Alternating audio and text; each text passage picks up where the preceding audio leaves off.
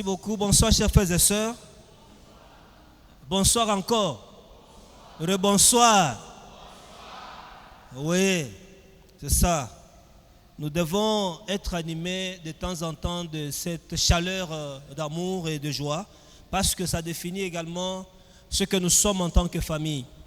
Merci beaucoup de votre présence. Nous poursuivons nos différentes leçons, des rappels sur le bien-être familial. Le cadre que nous couvrons, c'est le cadre de la vie familiale, de la vie en famille, de la vie au sein de la famille. Aujourd'hui, nous ne revenons pas sur la leçon d'hier qui était aussi très importante, celle à base de laquelle nous avons compris comment on peut tisser une relation d'amitié entre un fils et son père. Et aujourd'hui, nous allons plutôt voir autre chose, c'est l'argent. L'argent et l'amour dans une famille. L'argent et l'amour dans une famille.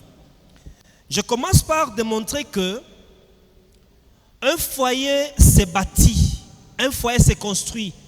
On constitue un foyer sur base de faits et d'une relation. Le foyer, pour que le foyer puisse exister, pour qu'une famille se bâtisse, il faut de l'amour. Il y a ceux qui, malheureusement, je veux le dire, parce que c'est aussi ça qui se passe, il y a des familles, il y a des foyers qui se sont constitués sur base de l'argent. C'est-à-dire, une personne aime l'autre à cause de l'argent. Et là, ce n'est pas un foyer solide. L'amour ne peut pas venir après l'argent. L'amour doit venir avant l'argent. L'argent doit plutôt venir trouver l'amour. Lorsque l'argent trouve l'amour, le foyer est solide. La famille est forte. Mais lorsque l'amour vient trouver l'argent, lorsque l'amour est conditionné par l'argent, cette famille n'est pas une famille forte, c'est une famille qui se dissout à tout moment. Notons quand même que l'argent nous aide à résoudre les problèmes matériels.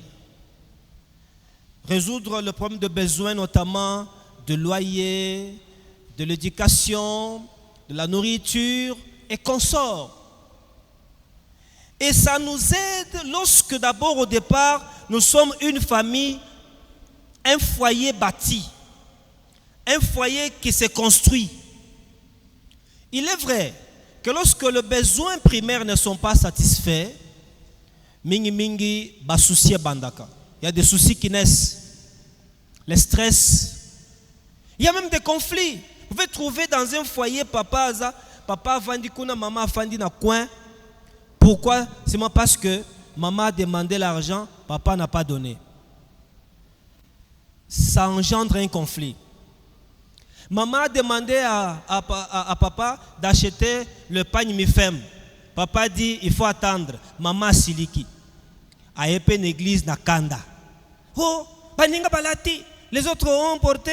Moi je ne porte pas. Toujours il n'y a pas l'argent. Toujours il n'y a pas l'argent. Ça c'est le langage des femmes. Généralement dans un foyer. Oh, toujours.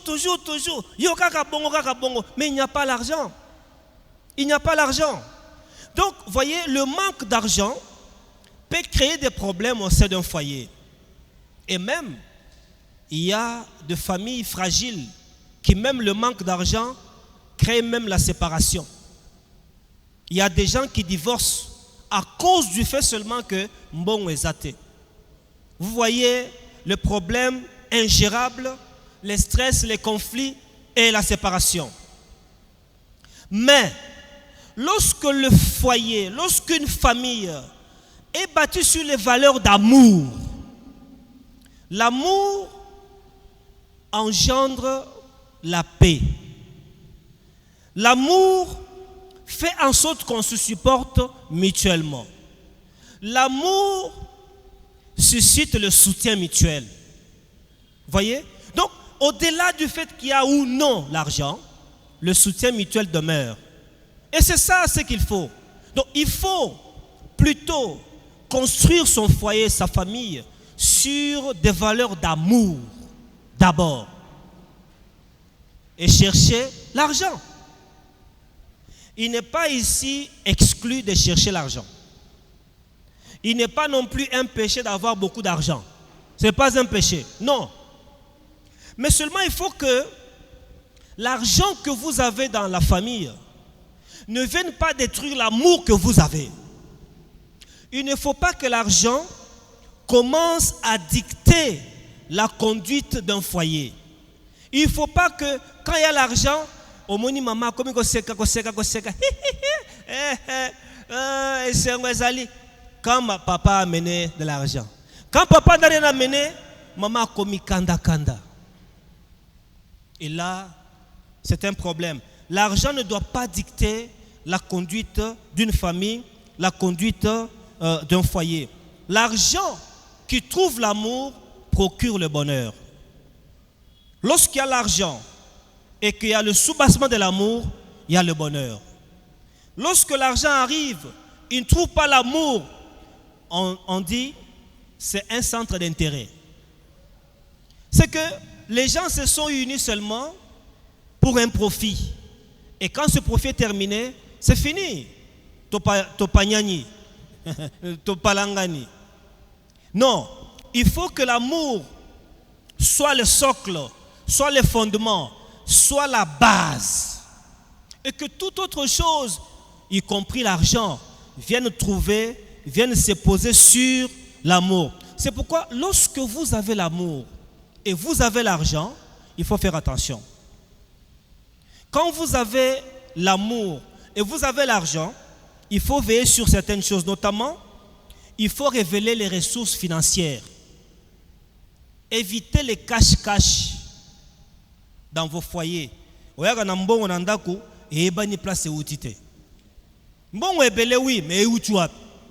Il faut révéler les ressources financières à votre époux, à votre épouse. Il faut parler ouvertement de l'argent. Il ne faut pas que l'argent constitue un tabou dans votre famille. Quand papa aborde l'argent, maman a comme une akanda. Quand maman aborde le sujet de l'argent, laisse-moi tranquille, je suis fatigué. Non, l'argent, il faut en parler. Quand on n'en a pas, il faut en parler. 3, il faut concevoir ensemble des projets avec votre argent. Faites ensemble des projets. Ne venez pas informer votre femme, j'ai acheté la voiture. Comment? Comme ça? J'ai acheté? Non. Mettez ensemble les idées. Est-ce que la voiture était une priorité pour qu'on l'achète? Et qu'on l'achète vite comme ça? Faites ensemble des projets, parlez-en ensemble et planifiez ensemble avec votre argent. Parce que l'argent d'une famille doit être votre argent à vous tous. Il ne faut pas que papa, poyondo salaka, mapeke komi komata, parce que c'est toi qui travailles. C'est ton rôle, c'est ta responsabilité, c'est ton devoir. Si c'est la maman qui travaille et que le papa est en train d'être aidé et soutenu par la femme, ce n'est pas un mal. C'est un soutien mutuel, ce n'est pas un péché. Mais cela ne doit pas procurer en vous un sentiment d'orgueil ou de supériorité vis-à-vis de l'autre. Hébreux chapitre 13, verset 5 dit ceci: que votre conduite ne soit pas dictée par l'amour de l'argent, mais contentez-vous de ce que vous avez, car Dieu lui-même a dit: je ne te délaisserai point et je t'abandonnerai point. Dans ce verset, il n'est pas dit qu'il ne faut pas chercher l'argent. Il faut chercher l'argent. Faites des projets, mettez ensemble des stratégies, cherchez l'argent. L'argent, c'est une bonne chose parce qu'on s'en sert pour des besoins. Mais l'argent ne doit pas dicter notre conduite dans la famille. J'ai quelques recommandations pour terminer. Découvrez le seuil de vos limites en termes de gestion de l'argent. Sentez que chaque fois quand vous abordez l'argent, il y a des seuils à ne pas dépasser. Exploitez ça rapidement dans votre famille. Il faut également se faire confiance mutuellement. Faites-vous confiance mutuellement. Il ne faut pas vous suspecter à cause de l'argent. Et de 3, créer de l'espace où il faut qu'il y ait de gratitude, de reconnaissance, du bien que vous faites mutuellement ou auprès des enfants dans une famille.